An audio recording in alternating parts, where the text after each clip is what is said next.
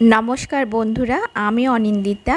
আমি আজকে তোমাদের জানাবো এবছর রামনবমী কবে পড়েছে, রামনবমী কেন পালন করা হয়, বাড়িতেই কিভাবে রামনবমীর পুজো করা যায়, আর কোন সময় শুভ, সমস্ত কিছুই জানাবো। কিন্তু জানতে হলে ভিডিওটা স্কিপ না করে শেষ পর্যন্ত দেখতে হবে। আমার চ্যানেলটা যারা সাবস্ক্রাইব করেছো তাদেরকে অসংখ্য ধন্যবাদ জানাই। আর এখনও যারা আমার চ্যানেলটা সাবস্ক্রাইব করোনি তারা নিচে থাকা সাবস্ক্রাইব বটনটা অন করে দিও আর পাশে থাকা বেল আইকনটা অল করে দিও। তাহলে আমি যখনই নতুন নতুন ভিডিও আপলোড করব তোমরা সাথে সাথে তার নোটিফিকেশন পেয়ে যাবে। আর এবছর যেহেতু নতুন করে রাম মন্দিরের প্রতিষ্ঠা হয়েছে, তো অযোধ্যায় তো এবছর আরও ভালোভাবে আরও অনেক বড় করে এই রামনবমী পালন করা হবে। তো তাহলে প্রথমেই তোমাদেরকে আমি জানাই যে রামনবমী কেন পালন করা হয়। মর্তে রাবণের অত্যাচার বৃদ্ধি পায়। তার অত্যাচার থেকে মুক্তি পেতে সকল দেবদেবী বিষ্ণুর কাছে গিয়ে মুক্তির উপায় জিজ্ঞেস করেন। সকলের সমস্যা ও দুর্ভোগ দূর করার জন্য রাজা দশরথের বাড়িতে জন্মগ্রহণ করেন বিষ্ণুর সপ্তম অবতার রাম। অবশেষে তিনি রাবণকে পরাজিত করেন। চৈত্র শুক্লা নবমী তিথিতে রাম জন্মগ্রহণ করেন বলে এই দিনটি রামনবমী হিসেবে পালন করা হয়।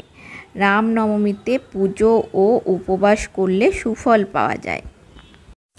হিন্দু ধর্মের মানুষের অটুট বিশ্বাস ও ভক্তি রয়েছে ভগবান রামের প্রতি।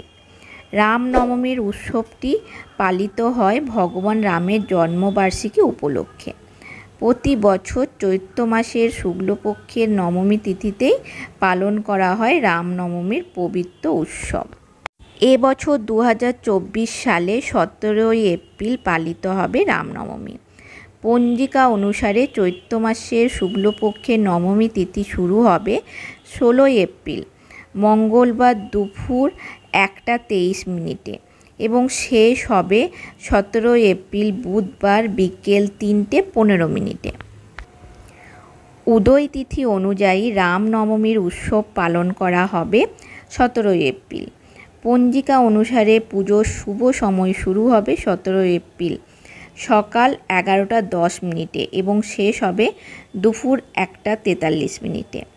রামনবমীর গোধূলি মুহূর্ত শুরু হবে এই দিন সন্ধে 6:47 এবং শেষ হবে সন্ধে 7:09। এই বছর রামনবমীর দিনে রবির যোগ তৈরি হয়েছে। রবির যোগকে খুব শুভ বলে মনে করা হয়। এই যোগে সূর্যের প্রভাব পড়ে, তাই মনে করা হয় এই যোগে উপাসনা করলে যে কোনো সমস্যার থেকে মুক্তি পাওয়া সম্ভব।